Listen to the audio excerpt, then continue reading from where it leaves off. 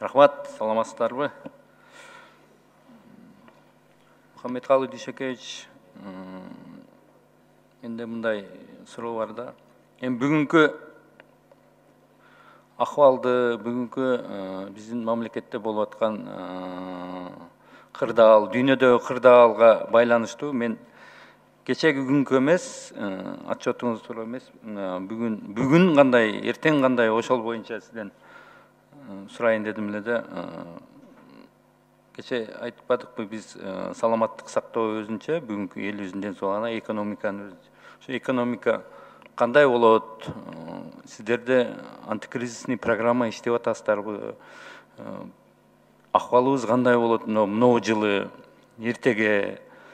Бюджетте УПДН болуп атат. Кириш бүгүн таможнядан түшүмдөр түшө турган акчалар азайды, анын артынан налоговый ээрчийт, башка. Ошо кандай бир эки ооз айтып бербейсизби? Кандай болуп атат? Кандай кылабыз? Кантип жашайбыз эртеге? Элге бир эме. Рахмат, Алтынбек Турдубаевич. Негизи ачыгын айтышыбыз керек, акыбал оор.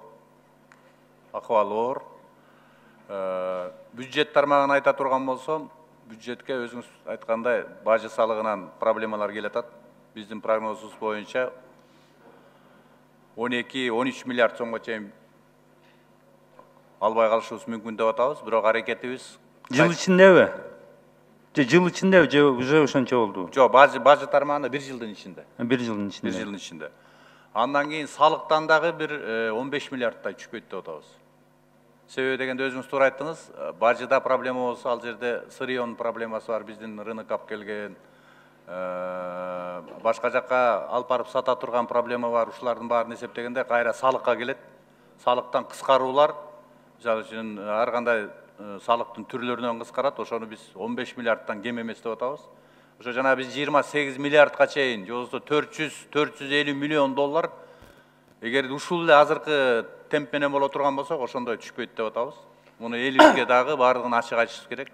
Бирок бюджеттеги социалдык төлөмдөр, айлык, пенсия, жөлөк пул маселеси, жана социалдык тармактагы маселелер бизди өзүбүздүн жанагы ар кандай чыгымдарыбыздын минималдашкан түрүн эсептегенде проблема кылбайбыз. Ал боюнча проблема кылбайбыз. Себеби дегенде биз өзүбүздүн бюджетибизди оптималдаштырып алып келебиз. Жөн эле кыскартып алып келбей, биз башка булактарды тапкан жол менен алып келебиз бюджетибизди. Эл аралык донорлор менен сүйлөшүүлөр жүрүп атат, алар да жардам берүү максаттарын коюп атышат. Бирок аларга да убакыт керек, бир 2 ай, 3 ай. Бирок ошентсе дагы биз алар менен иштеп атабыз. Кошумча булактарды таап атабыз. Кошумча булактарды таап. Эми азыр көмүскө менен күрөшө турган негизги убак ушул жыл болчу, бирок көмүскөдөн дагы жанагыдай проблемалардын эсебинен ушул бизнеске оорчулук келтирбей турган саясатты алып келебиз. Ишкерлер боюнча эми сөзсүз түрдө мына азыр эле айтып атышат, кредит маселеси боюнча кечээ да айттыңыздар. Кредит маселеси боюнча 900 миңге чейин ар кандай кредиттер бар. Алардын ичинде физикалык өзүбүздүн жөнөкөй жарандарыбыз, юридикалык жак эмес да. Физикалык жактар көбүрөөк.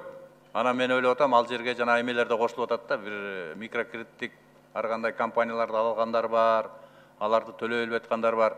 Бирок ар бирин категориясын бөлүп, өкмөт каягына жардам бере алат, банктар кайсы жагынан жардам бере алат, улуттук банк кайсы жактан жардам бере алат. Ушулардын баарын жана мурунку иштеп чыккан 7-мартта бекиткен антикризистик катаалчылыкка каршы программабызга өзгөртүп туруп алып келели деп атабыз. Бизге бир аз убакыт керек азыр эми.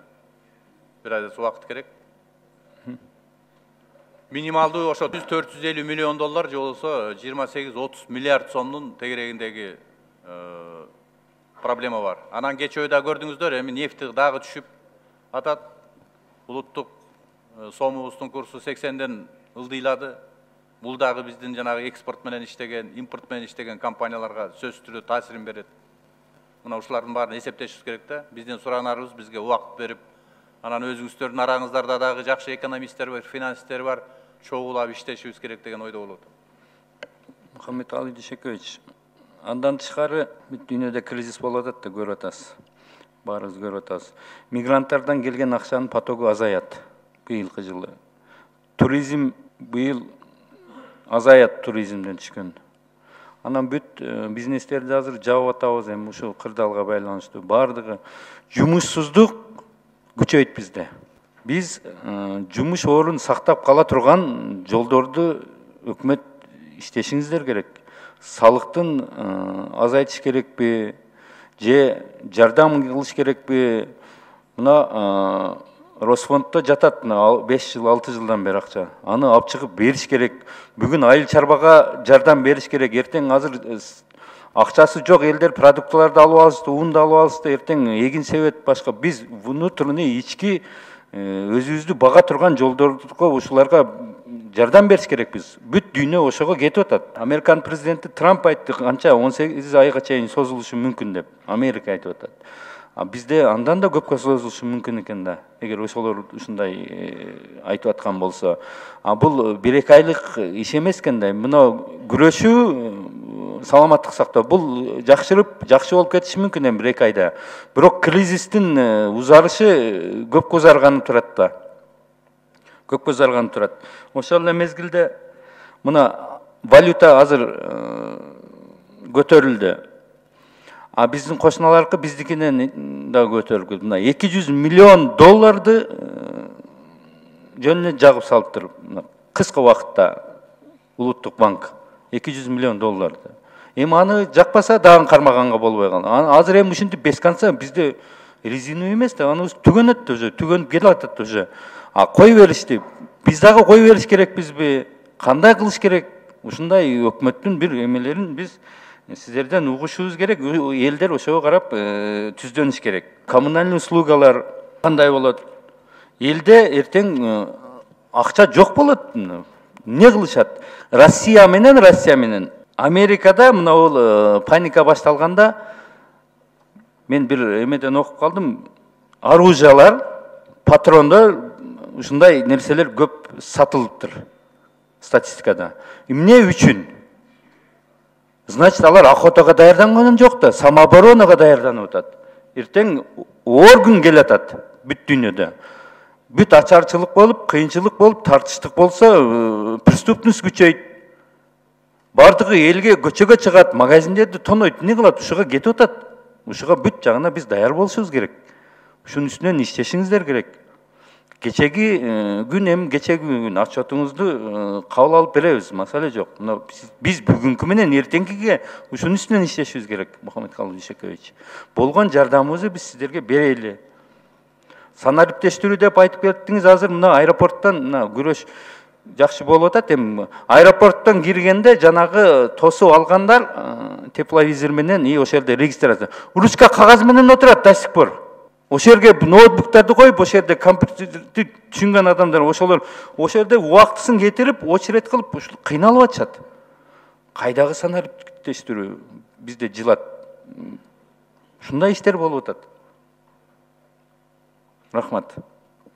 Алтынбек Турбаевич, сизге кайрылып кетейин дедим эле да. Сиз жана айтпадыңызбы? Кыйын күндөр келет. Могу магазиндер тонолот, же болбосо преступник башын көтөрөт дегенди утвердительно айтылып калды да, мындай мүмкүн деген сөзүңүздү башкача бурмалап, аябай катуу азыр соц тармактарда мындай утвердительно айтылып атат. Кээ бир журналисттерибиз аман эле болсун. Алар жалпы бүгүн мамлекетте ушундай оор болуп атканда биригип бардыгы өзүнүн жакшы нерселерди жазган ордуна мындай жазып атышкан болсо, эми эмне кылабыз? Эми ар биринин эмесин тыя албайт экенбиз. Мен башкача ойдо айтканмын, ошол ойдо азыр дагы айтып атам. Андай бизде болот деген ой жок. Дүйнөдө ушундай кырдаал түзүлүп атат. Биз дагы ошого даяр болуп, алдын ала иштерди жүргүзүшүбүз керек деген жакшы ойдо айтылган сөз. Рахмат.